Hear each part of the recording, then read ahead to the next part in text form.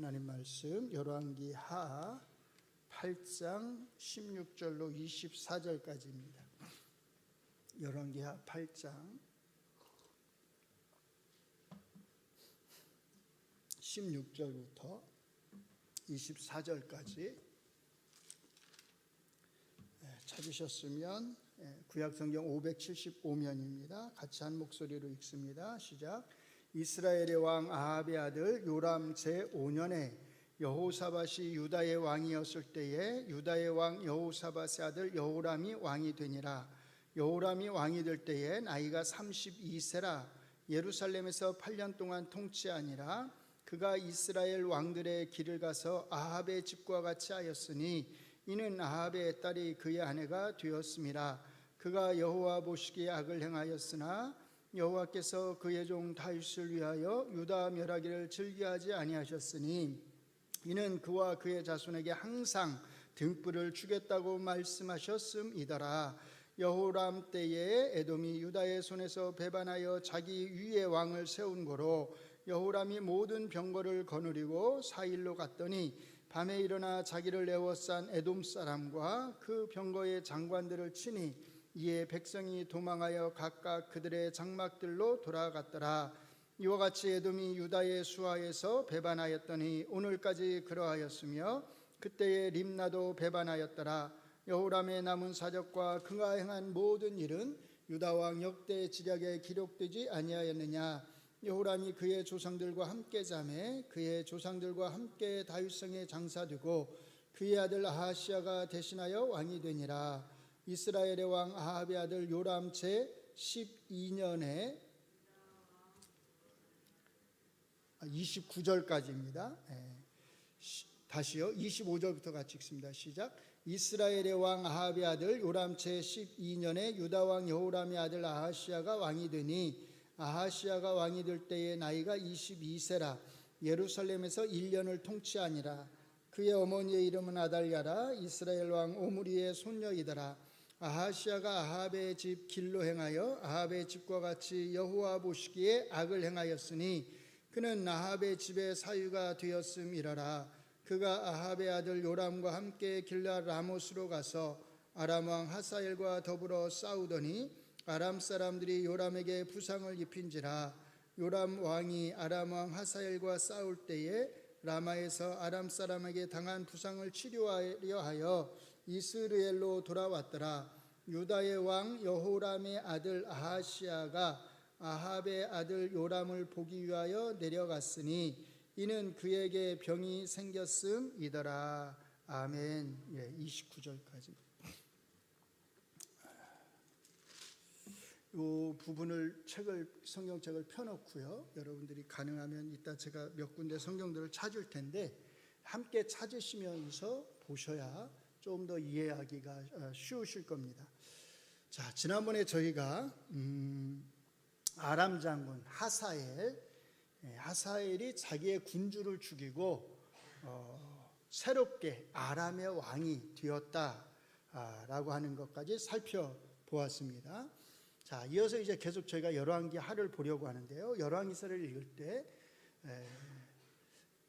주의해야 될 게 열왕기서는 북이스라엘 이야기와 남유다의 이야기가 섞여서 나옵니다.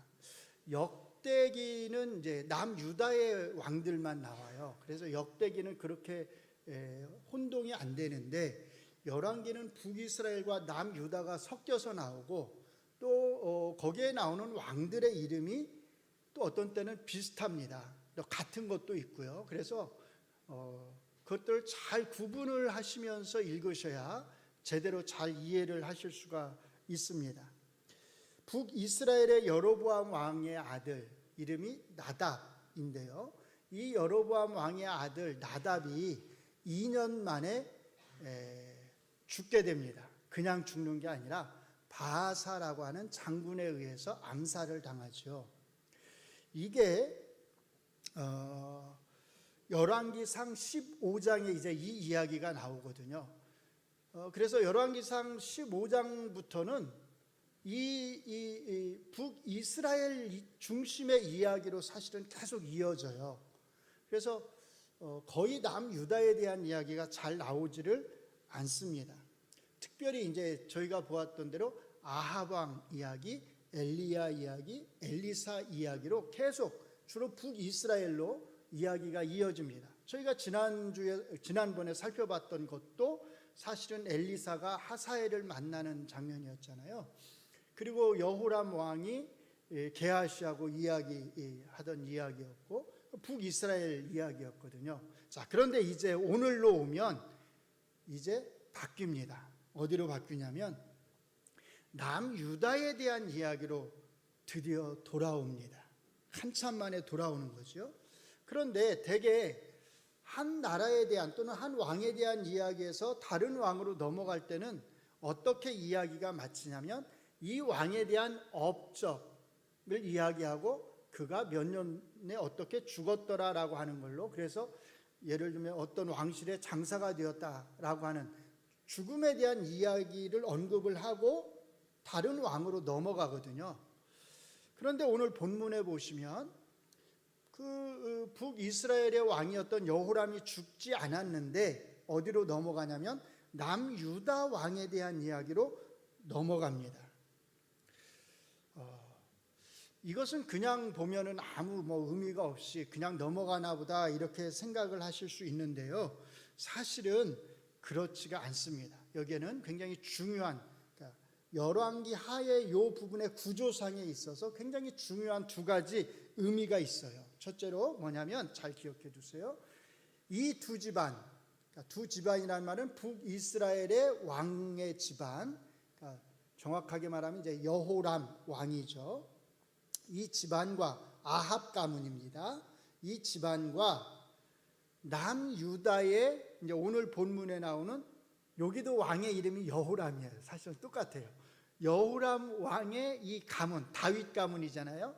이 여호람 왕, 이 양쪽이 다 9장에 가면, 9장 이후에 가면 누구에 의해서 죽게 되냐면 북이스라엘의 여호람 왕도 그렇고 남유다의 여호람 왕도 그렇고 북이스라엘의 왕이 되는 아합의 가문을 멸하게 되는 누구죠?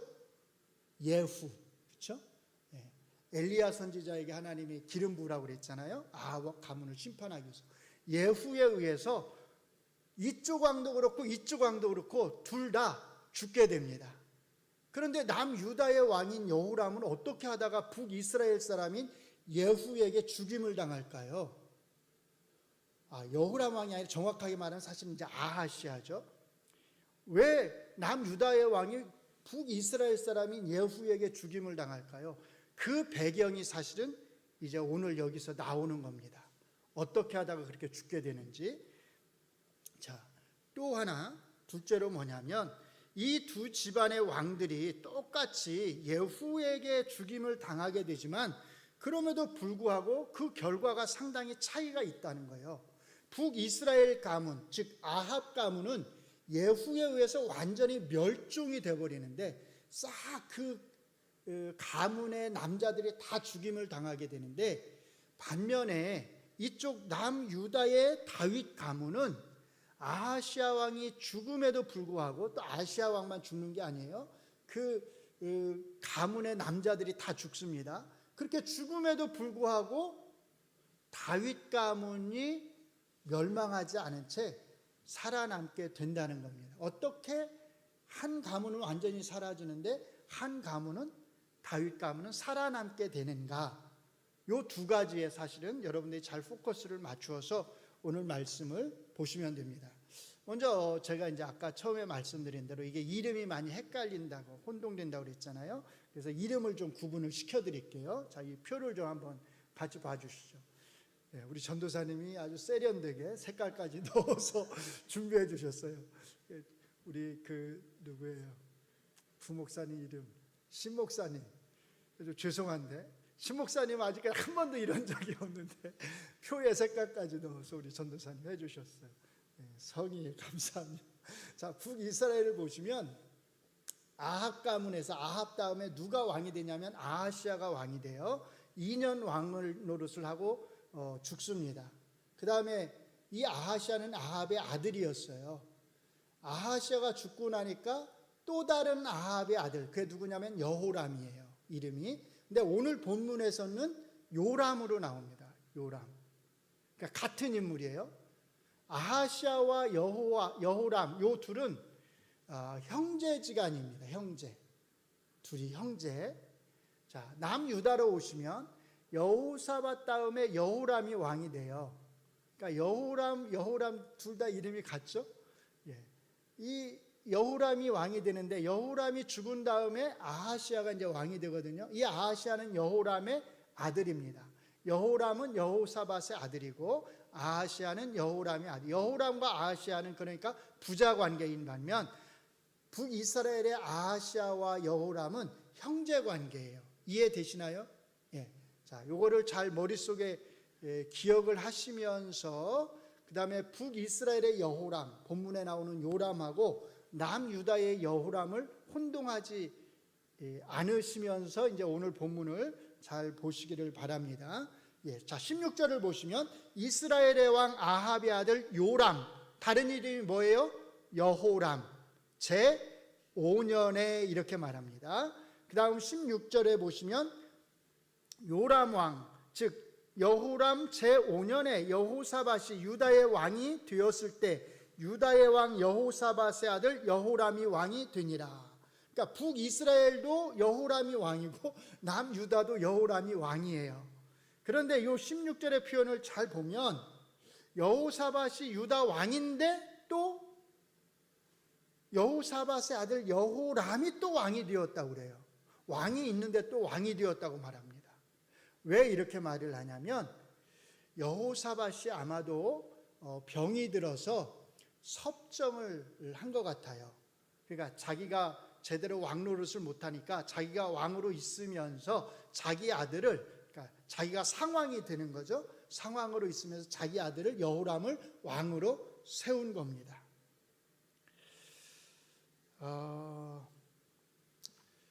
그리고 17절에 보시면 이 남유다의 왕인 여호람에 대한 소개가 계속되고 있는데요. 그가 왕이 될 때 나이가 32세였고 예루살렘에서 8년을 통치했다고 합니다. 자, 중요한 것은 사실은 그 다음에 나오는 18절에 나오는 신학적 평가예요. 열왕기의 저자가 이 남유다의 여호람 왕에 대해서 어떻게 평가하는지가 중요하거든요. 자, 18절을 보시면 이렇게 말해요. 그가 여호람 왕이 남유다에 이스라엘 왕들의 길을 가서 아합의 집과 같이 하였으니 이는 아합의 딸이 그의 아내가 되었습니다. 여호람 왕은 분명히 남유다의 왕입니다. 그런데 그 평가를 어떻게 하냐면 남유다 왕 누구의 길을 따라서 갔다고 말하지 않고 뭐라고요? 북이스라엘 왕들의 길을 따라가서 아합의 집과 같이 했다, 이렇게 평가를 해요. 이 평가가 얼마나 위험한 평가인지를 우리가 잘 알아야 합니다. 우리가 성경을 잘 읽어보신 분들은 알겠지만 대개 일반적으로 열왕기서의 저자가 여호와의 뜻을 거슬려서 잘못 행한 왕들에 대해서는 누구의 길을 따라갔다고 말하냐면 여로보암의 길을 따라갔다, 이렇게 표현을 해요. 근데 아합 왕이 등장하고 나서는 아합이 표준이 돼가지고 아주 악한 일, 여로보암보다 더 악한 일을 하면 아합의 길로 갔다, 이렇게 표현을 해요. 그러니까 이 아합의 길로 갔다는 이 표현이 의미하는 건 뭐냐면 멸망의 길로 갔다는 거예요. 그래서 9장 이후에 아합의 집안이 어떻게 된다고 그랬죠? 예후에 의해서 멸망하게 된다고 그랬잖아요. 그러니까 아합의 길로 갔다, 그 말은 멸망의 길로 갔다. 여호와께서 멸망을 시켜도 거기에 대해서 뭐라고 불평할 수 없는 그 길로 갔다라는 겁니다. 그런데 남유다의 왕인 여호람이 어떻게 북이스라엘의 왕이었던 아합의 길을 쫓아서 그 집안의 행위를 쫓아서 갈 수 있었을까요? 그것은 그 다음 18절 후반부에서 보여주고 있듯이 다른 것이 아니라 이는 뭐라고 말하죠? 아합의 딸이 뭐가 됐어요? 그의 아내가 되었음이라, 이렇게 말을 해요. 그러니까 여호람은 누구예요? 아합의 사위가 되는 거죠. 어떻게 이런 일이 일어날 수 있었을까? 자, 이것은 남유다 왕인 여호람의 아버지 누구죠? 아까 16절에 보니까 여호사밧 왕과 연관이 있습니다. 이 여호사밧 왕에 대한 평가가 열왕기 상 22장 마지막 장 41절로 50절까지 나와요. 여러분들이 한번 그걸 잘 이렇게 보시기 바랍니다.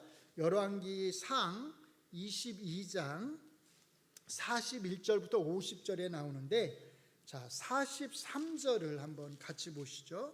43절을 같이 읽습니다. 시작. 여호사밧이 그의 아버지 아사의 모든 길로 행하며 돌이키지 아니하고 여호와 앞에서 정직히 행하였으나 산당은 패하지 아니하였으므로 백성이 아직도 산당에서 제사를 드리며 분향하였더라. 자, 기본적으로 평가가 그렇게 나쁘지 않아요. 여호와 앞에서 어떻게 행했다? 정직히 행했다.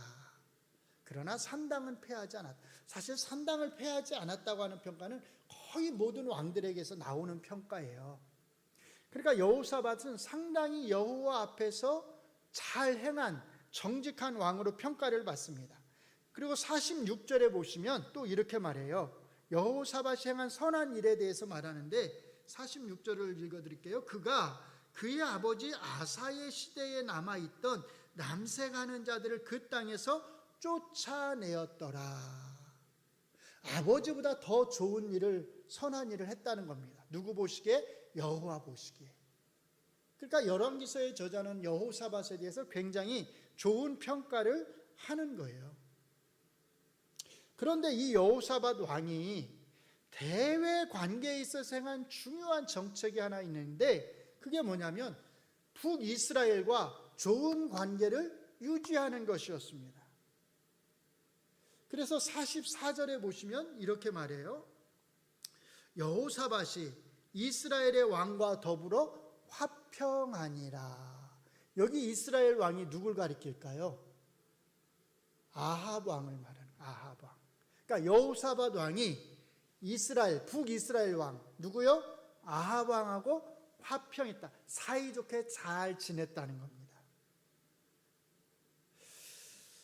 이 둘이 얼마나 사이가 좋았냐면 여러분들 나중에 한번 집에 가서 보셔요. 22장 1절부터 보시면 북이스라엘의 아합 왕이 길르앗 라못이라고 하는, 원래는 이제 자기 땅이었는데 아람 왕에게 빼앗겼거든요. 이 땅을 회복하기 위해서 전쟁을 하는데 누가 도와주냐면 여호사밧 왕이 군대를 이끌고 와서 도와줍니다. 도와주기 위해서 사마리아에 옵니다. 그래서 아합 왕을 만나서 이제 그 전쟁을 할 건지 말 건지에 대해서 의논을 하는데, 여호사밧 왕이 선지자를 불러달라고 이야기를 해요. 그래서 400명의 선지자를 불러오는데 이 선지자들이 다 하나같이 이 전쟁에 찬성을 합니다. 그런데 나중에 딱 한 명, 누구죠? 미가야 선지자. 미가야 선지자만 이 전쟁에 나가면 죽게 될 거라고 하면서 반대를 해요. 자, 여기서 중요한 포인트는 뭐예요? 아합과 여호사밧이 아주 친했다는 겁니다. 그래서 아합의 전쟁에 여호사밧이 군대를 끌고 와서 도와줄 정도였다는 거예요.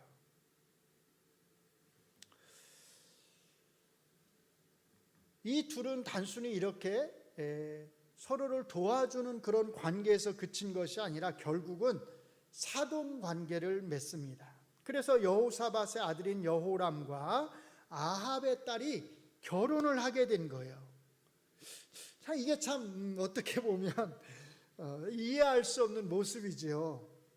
여호와를 그렇게 잘 섬기는, 여호와 앞에서 정직하게 행했다고 평가를 받는 이 여호사밧 왕이 여호와 유일 신앙을 완전히 없애려고 했던 이 아합 왕하고 사돈 관계를 맺어서 이 아합 왕의 딸을 자기의 며느리로 맞이했다고 하는 것이 사실 우리로서는 잘 이해가 안 됩니다. 그러나 당시에 여호사밧 왕에게는 그렇게 우리가 이제 흔히 말하는 정략 결혼을 시키는 것이 오히려 작은 나라인 남유다를 잘 지키는 것이고 그 남유다의 평화를 가져오는 것이라고 아마 그렇게 생각했을 것입니다. 그러니까 여호와를 의지하면서 그러면서도 또 한편에서는 자기가 생각하는 인간적인 생각을 하는 거죠. 사실은 되게 우리가 다 그렇게 생각을 하면서 살아갑니다. 자, 그 결과 어떤 일이 벌어진 겁니까? 자기 시대는, 여호사밧 왕 시대는 자기는 여호와 앞에서 정직하게 행했을지 모르지만 자기 아들의 시대에서는 완전히 자기하고는 정반대의 길로 가게 된다는 겁니다. 그래서 자기 아들 여호람은 남유다 왕임에도 불구하고 남유다 왕들의 길을 따라서 간 것이 아니라 북이스라엘 왕들의 길로 가서 아합의 집과 같이 되었다라고 하는 무서운 평가를 받게 되었다는 겁니다. 그런데 이게 끝이 아니에요. 여호람 왕이 죽고 이제 그의 아들 누구죠? 아까 우리가 표에서 봤는데 아하시아가 왕이 됩니다. 자, 여기서 우리가 이제 주목해야 될 것은 이것입니다. 열왕기서의 저자가 이 정략 결혼에 대해서 얼마나 비판적으로 보고 있는지를 잘 주목하시기 바랍니다. 여호람 왕을 이어서 새롭게 왕이 되는 아하시아 왕을 소개하면서 이렇게 평가를 해요. 열왕기하 8장 26절을 보시면 아하시아가 왕이 될 때의 나이가 22세라 예루살렘에서 1년을 통치하니라. 그의 어머니의 이름은 아달랴라. 이스라엘 왕 오므리의 손녀더라. 오므리가 누구냐면 아합의 아버지입니다. 그러니까 아합이 아버지니까 오므리에게는 손녀가 되는 거죠. 열왕기서 저자는 앞에서는 그냥 아합의 딸이라고 표현을 했는데 여기서 아하시아를 소개하면서 그 아내인 아합의 딸의 이름이 뭐라고요? 아달랴였다. 이렇게 이름을 밝히고 이 아달랴는 아합 왕의 아버지인 오므리의 손녀였다. 이렇게 밝힙니다.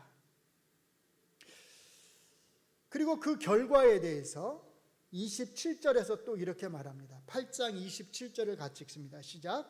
아하시아가 아합의 집 길로 행하여 아합의 집과 같이 여호와 보시기에 악을 행하였으니 그는 아합의 집의 사위가 되었음이라. 두 가지를 말해요. 하나는 뭐냐면 아하시아가 자기 아버지처럼 아버지가 간 길로 가서 어떤 길로 갔어요? 남유다 왕인데 아합의 집길로 행해서 아합의 집과 같이 되었다는 거예요. 그래서 여호와 보시기에 악을 행했다 이렇게 평가를 합니다. 두 번째는요, 그는 아합의 집의 사위가 되었다. 대를 이어서 아합의 가문과 가족 관계를 맺은 겁니다. 자, 아합의 길로 갔다. 아하시아가 무슨 뜻이라고요? 멸망의 길로 갔다. 아버지 여호람이 멸망의 길로 갔듯이 아들인 아하시아도 멸망의 길로 갔다는 겁니다.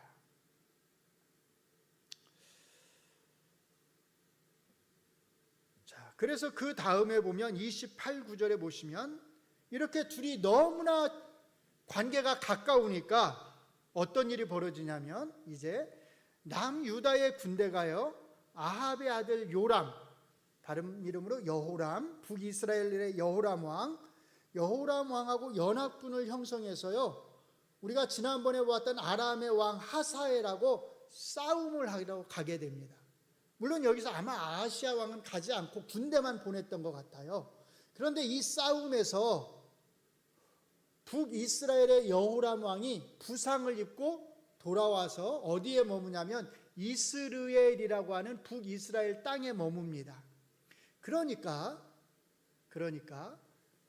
남유다의 이 아하시아 왕이 북이스라엘의 여호람 왕을 위로하기 위해서 병문안을 가는 거예요. 이게 뭐가 되냐면 그러니까 지금 어디 땅에 있게 되는 거예요? 남유다의 아하시아 왕이 어디 땅에 있게 되는 거예요? 북이스라엘 땅에 있게 되는 거잖아요. 그래서 이것이 뭐의 빌미가 되냐면 예후에게 죽임을 당하게 되는 빌미가 됩니다. 열왕기하 9장 27절을 우리가 한번 27, 28절을 같이 읽습니다. 시작. 유다의 왕 아하시아가 이를 보고 정원의 이를 보고란 말은 여호람 왕이랑 다 죽는 것을 보고서 정원의 정자길로 도망하니 예후가 그 뒤를 쫓아가며 이르되 그도 병거 가운데서 죽이라 하매 이블람 가까운 구루 비탈에서 치니 그가 아하시아 왕이 무깃도까지 도망하여 어떻게 됐어요? 거기서 죽은지라. 누구에게요? 예후에게. 북이스라엘의 여호람은 이미 죽었고 남유다의 아하시아 왕도 예후에게 죽임을 당한 겁니다. 그래서 28절에 보시면 그의 신복들이 그를 병거에 싣고 예루살렘에 이르러 다윗성에서 그들의 조상들과 함께 그의 묘실에 장사하니라. 아하시아 왕은 어찌 보면 이렇게 일찍 죽지 않을 수도 있었어요. 그런데 북이스라엘과의 관계로 인해서 괜히 병문안 갔다가 거기서 북이스라엘의 여호람 왕과 같이 죽게 된 것입니다. 그런데 이것이 또 끝이 아니에요. 아하시아 왕만 죽은 게 아닙니다. 이 아하시아 왕이 병문안을 갈 때 아마도 자기 형제들을 다 데리고 간 것 같아요. 자기는 북이스라엘의 여호람 왕을 병문안하기 위해서 이스라엘로 가고 자기 형제들은 북이스라엘의 수도인 사마리아로 간 것 같아요. 자, 그래서 10장 12절 14절을 보시면 이렇게 말해요. 같이 읽습니다. 예후가 일어나서 사마리아로 가더니 도중에 목자가 양털 깎는 집에 이르러 예후가 유다의 왕 아하시아의 형제들을 만나 묻되 너희는 누구냐 하니 대답하되 우리는 아하시아의 형제라. 이제 왕자들과 태후의 아들들에게 문안하러 내려가노라 하는지라. 이르되 사로잡으라 하매 곧 사로잡아 목자가 양털 깎는 집 웅덩이 곁에서 죽이니 42명이 하나도 남지 아니하였더라. 아하시아의 형제들 42명이 예후의 손에 어디서요? 사마리아에서, 북이스라엘의 수도인 사마리아에서 다 몰살을 당하게 됩니다. 그런데 또 이게 끝이 아니에요. 아하시아 왕과 그 형제들이 북이스라엘 땅에서 다 죽었죠. 자, 그럼 이제 남유다는 어떻게 될까요? 국내에서 남유다에서 어떤 일이 일어났는지를 한번 잘 보셔요. 열왕기하 11장 1절 2절을 같이 읽습니다. 시작. 아하시아의 어머니 아달랴가 그의 아들이 죽은 것을 보고 일어나 왕의 자손을 모두 멸절하였으나 요람 왕의 딸 아하시아의 누이 여호세바가 아하시아의 아들 요아스를 왕자들이 죽임을 당하는 중에서 빼내어 그와 그의 유모를 침실에 숨겨 아달랴를 피하여 죽임을 당하지 아니하게 한지라. 놀랍죠? 그 부모의 그 딸? 아니요, 그 엄마의 그 딸이라고 해야 될까요? 아합 왕의 이세벨의 딸인 아달랴가 자기 아들이 죽었다는 소식을 듣고서 어떻게 해요? 자기가 왕 노릇을 하려고 자기 아들인 아하시아의 아들들, 누구겠어요? 자기 손자들이잖아요. 손자들을 다 몰살을 시킵니다. 다 죽여요. 그런데 그때 이 요아스의 고모 아하시아의 그 여자 형제죠. 여호세바가 요아스를 몰래 숨겨서 요아스만 살아남게 됩니다. 그리고 아달랴가 왕노릇을 하게 돼요. 남유다에서는. 자, 남유다에서는 이런 일이 있어 본 적이 없어요. 남유다는 일반적으로 되게 평화로웠거든요. 왕위가 자연스럽게 이어져 갔거든요. 평화롭던 남유다에 얼마나 무섭고 끔찍한 일이 벌어진 겁니까? 왜 이런 일이 벌어졌냐면 아합 왕의 가문에 속한 아달랴 때문입니다. 아합 왕의 딸인 아달랴로 인해서 다윗 왕의 가문에 이런 끔찍한 일이 벌어지게 된 겁니다. 자, 이제 결론적으로 우리가 주목해야 할 한 가지는 이것이에요. 이 아달랴의 끔찍한 사륙에서 누가 살아남았는가? 요아스가 살아남게 되었다는, 이게 중요한 거예요.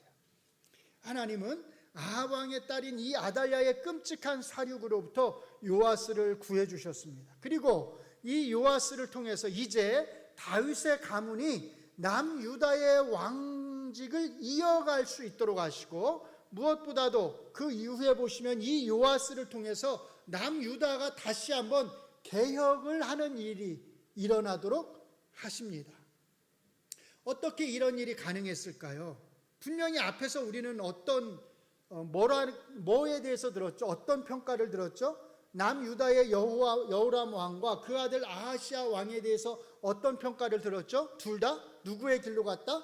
아합 왕의 길로 갔다. 어떻게 돼야 마땅하다는 거예요? 멸망해야 마땅하다는 겁니다. 아합 왕의 가문이 예후에 의해서 멸망을 한 것처럼 사실은 다윗 가문도 멸망하는 게 맞다는 겁니다. 여기서 멸망의 길로 갔다고 하는 것은 크게 두 가지 의미일 수 있는데, 첫째는 뭐냐면 나라 전체가 멸망의 길로 갔다는 것일 수 있고요. 두 번째는 그 왕의 그 가문, 아까 우리 북이스라엘을 예로 들면 북이스라엘은 남아있지만 아합의 가문은 멸망을 하고 예후 가문이 새롭게 들어서잖아요. 쉽게 말하면 왕조가 바뀌는 겁니다. 그러니까 여호람 왕과 아하시아 왕이 아합의 길로 갔다고 하는 것은 남유다가 멸망하는 길로 갔다는 의미일 수도 있지만, 또 하나 어떤 의미가 있을 수 있냐면 다윗 가문이 그동안 왕을 이어왔는데 다윗 가문이 물러나고 다른 왕조가 다윗 가문 대신에 들어설 수 있는 그런 위기의 시대였다라고 하는 겁니다. 충분히 이 일이 가능합니다. 왜냐하면 우리가 본 것처럼 아하시아 왕이 죽었죠. 그 형제들 42명이 죽었죠. 심지어 아달랴에 의해서 아하시아 왕의 뒤를 이을 그 아들들도 다 죽었죠. 그렇다면 이제 다윗 왕가의 남자는 다 죽은 것입니다.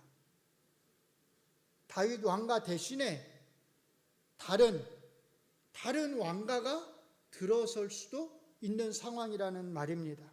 그런데 그럼에도 불구하고 여호와께서는 이 다윗 왕가를 이어갈 수 있도록 한 명의 왕족을, 누구를요? 요아스를 남겨두셨다는 겁니다. 살려두셨다는 겁니다. 완전히 멸하지 않으시고 한 명을 살려두셨다는 겁니다. 아합 왕의 가문은 완전히 다 씨를 말려서 멸망하게 했지만, 그리고 왕조를 바꿔서 예후의 가문이 들어서게 했지만, 남유다에서는 여전히 다윗의 가문이 왕을 이어가도록 은혜를 베푸셨다는 거예요. 이 두 집안의 대비되는 운명에 잘 주목을 하셔야 됩니다. 둘 다 아합의 길로 갔어요. 그런데 하나는 완전히 가문이 멸망한 반면에 다른 하나는 여전히 그 가문이 멸망하지 않고 다윗 가문이 왕직을 이어갈 수 있게 되었다는 겁니다. 어떻게 이 일이 가능할 수 있었을까요? 둘 다 아합의 길로 갔는데 왜 하나는 완전히 멸망한 반면 한쪽은 남유다는 계속 다윗 가문이 왕직을 이어갈 수 있었을까 하는 겁니다. 사실은 이게 오늘 설교의 제일 중요한 포인트입니다. 그 답은 오늘 본문의 19절에 나옵니다. 자, 18절과 19절을 같이 읽습니다. 시작.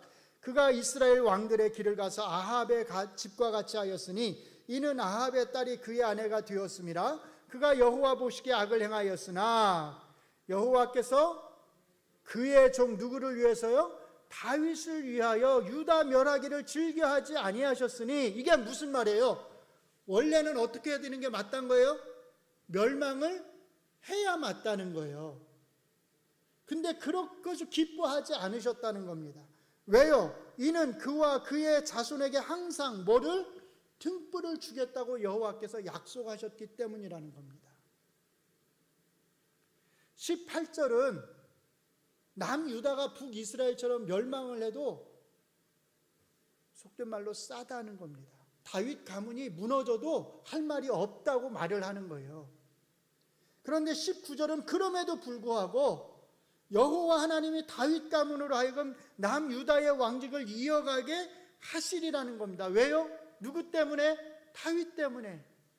다윗을 위해서, 좀 더 구체적으로 말하면 여호와께서 사무엘하 7장에서 다윗과 맺은 그 언약 때문입니다. 언약 때문에. 그 언약에서 너희 집안에 등불이 항상 있게 하겠다고 약속하셨기 때문에 그 약속을 지키시기 위해서 멸망을 당해야 될 그 집안을 멸망시키기를 여호와께서 꺼려 하셨다, 이렇게 말을 하는 겁니다. 인간 편에서는 그 언약에 신실하지 않을지라도 하나님께서는 일방적으로 그 언약에 신실하시겠다고 말씀을 하시는 겁니다.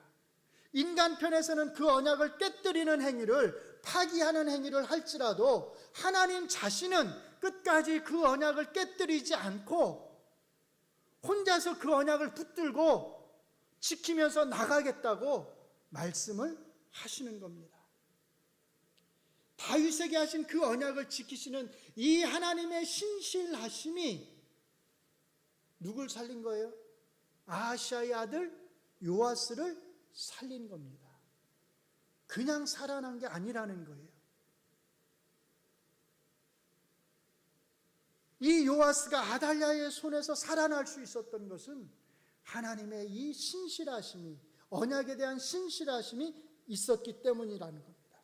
그래서 다윗 왕의 가문이 남유다의 왕직을 계속 이어갈 수 있도록 하셨다는 겁니다. 요아스를 살리시는 이 하나님의 신실하심이 얼마나 중요한지 아시겠습니까? 이 하나님의 신실하심으로 인해서 예수님이 누구 가문에서요? 남유다의 다윗 가문에서 왕으로 오실 수 있었던 거예요. 만약에 여호람과 아하시아가 아합의 길로 간 것으로 인해서 거기에 합당한 심판을 여호와 하나님이 그 가문에 행하셨다면 예수님은 다윗 가문의 왕으로 오실 수 없었을 것입니다.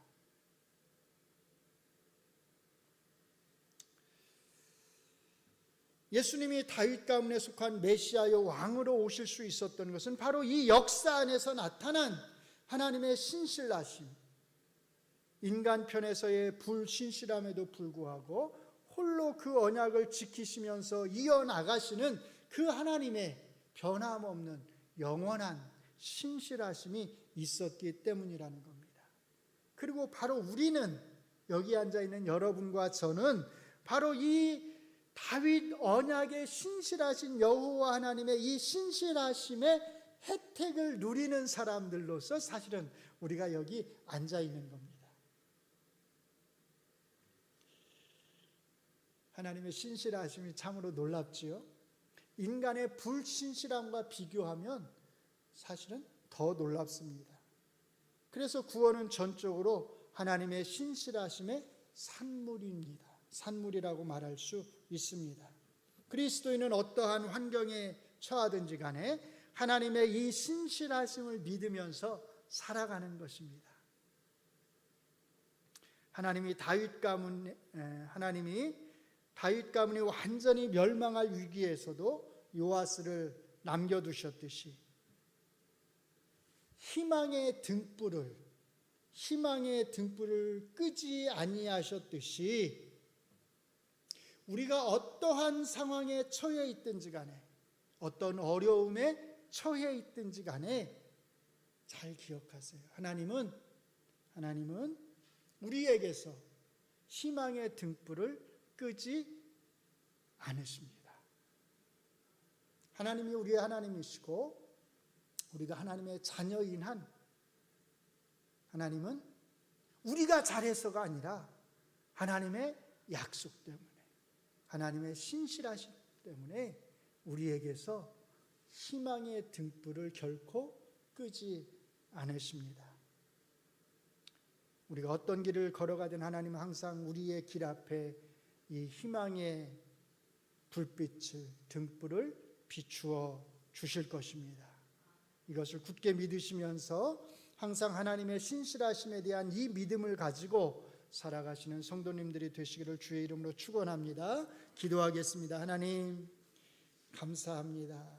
우리의 신실하지 못함에도 불구하고 하나님께서 오직 하나님께서 신실하심으로 언약을 지켜주시고 우리 주 예수 그리스도를 다윗의 가문의 왕으로 오시게 하시고 우리로 하여금 그 모든 혜택들을 누리게 하여 주심을 감사합니다.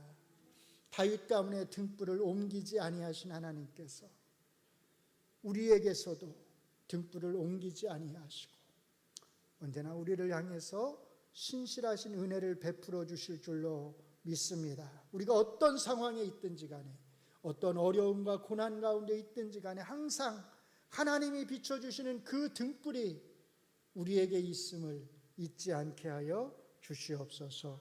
예수님 이름으로 기도합니다. 아멘.